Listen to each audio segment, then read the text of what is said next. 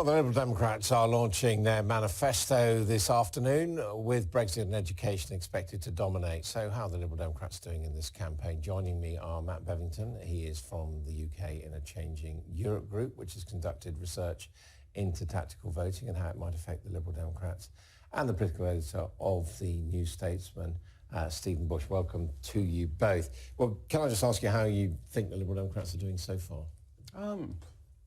I think their problem is not so much anything they're doing, it's more what the other two parties have successfully squeezed the party out of the story. I'm not convinced that's actually in the interests, particularly of the Labour Party, given the current polls. The only way they're going to get into office is if the Lib Dems do very well in the Lib-Con battleground. But what's happened is the two parties have correctly gone, there's a bigger prize than just winning this election, which is the two-party system. They acted in the debate yesterday, in the debate they'll have in towards the end of the campaign. Well, they did a deal with the broadcasters to squeeze them out, and they have been squeezed out, I think. Yeah, I think they have. I mean, but in a way, the advantage for the Lib Dems is that they're inoffensive. One of the reasons why Nick Clegg did so well in 2010 was that people didn't really know who he was or what his views were in a very clear way. And actually, the less people know about the more people know about politicians, the less they like them. So it's kind of two-way thing for them. The more coverage they get, obviously it's better for their policies, but actually the less people know about them, the more they're an outlet for... Well, I mean, that's an argument that perhaps Jo Swinson, who has been very forthright, very almost strident in her position on Brexit, her position on saying she's going to be the next Prime Minister and all the rest, that perhaps the broadcasters did her a favour by shutting her out. Well, this is the interesting thing about the Brexit debate. They're no longer the sort of middle ground option for people. This is where Labour are trying to place themselves, and Jeremy Corbyn was trying to do yesterday, as the kind of compromise position on Brexit. But they're also trying to pair that with an attraction to Conservative Remain voters, that they're still the middle option if the Tories are too hard on public services and public finances. So they're trying to straddle between two stools, and whether it's successful or not, it appears not at the minute, because they are being squeezed in the polls. But what matters actually is seat by seat, and that's where their focus, I think, is. I mean, there are those, Matthew Paris, for example, Economist One, just saying, Jo Swinson should turn it down a bit. I mean, I think Jo Swinton's campaign approach is essentially an inevitable outgrowth of the big problem they have strategically, which is it's a great opportunity for the Lib Dems when one of the parties is seen as disliked and the other party is certain to win.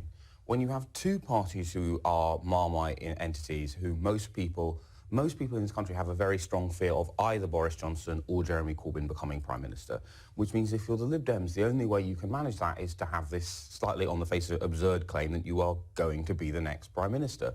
But because that is an absurd claim, she looks absurd, but that is probably a smaller price for her than to be too close to two polarising political figures. What about the impact? I mean, you've been looking at the impact around the country. What do you think the prospects are for the Liberal Democrats?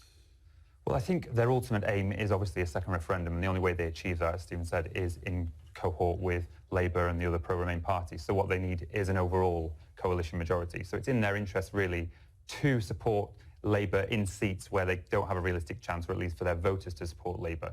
We think there are probably around 38, 40 seats where Lib Dems lending their votes to Labour would help them to fend off the Conservatives, particularly in the North, Midlands and Wales, where the Conservatives are targeting them, but it's purely offensive, really. There are no real prospects for gaining seats. And conversely, what about, is there a possible trade with Labour, places where Labour should back the Lib Dems?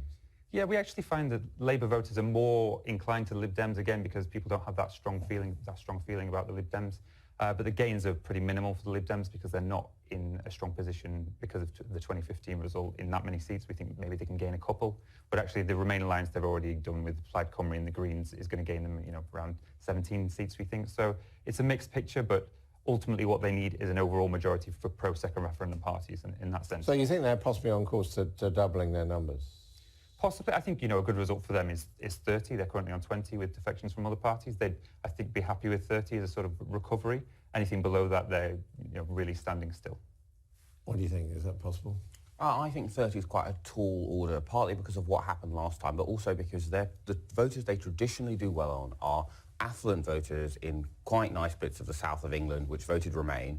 What do those groups of people hate? They used to do well in the southwest, which wasn't necessarily described. But the southwest they've sacrificed by choosing to double down on their long-standing pro-European position. So their one remaining battleground is a major problem for them because, yes, those people agree with the Lib Dems, but they are very frightened of that pro-Remain majority because that pro-Remain majority runs through John McDonnell in the Treasury raising their taxes.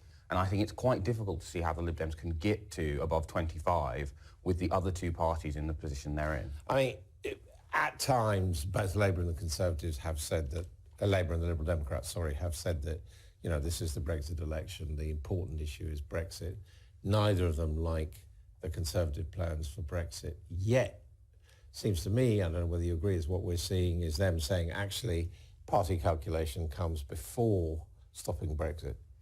I think there's some truth to that, but also ultimately the thing is you can't separate party calculation from the Remain interest, right? There is no second referendum if the Liberal Democrats cannot win seats from the Conservatives in places like Winchester and Esher and Walton, which are not going to vote for them if they think that leads to a Corbyn government. There is no, unfortunately for Remainers, there is also no second referendum if the Labour Party does not take office, because that's how our iniquitous electoral system works, which means that you can't separate Remain interest from party interest.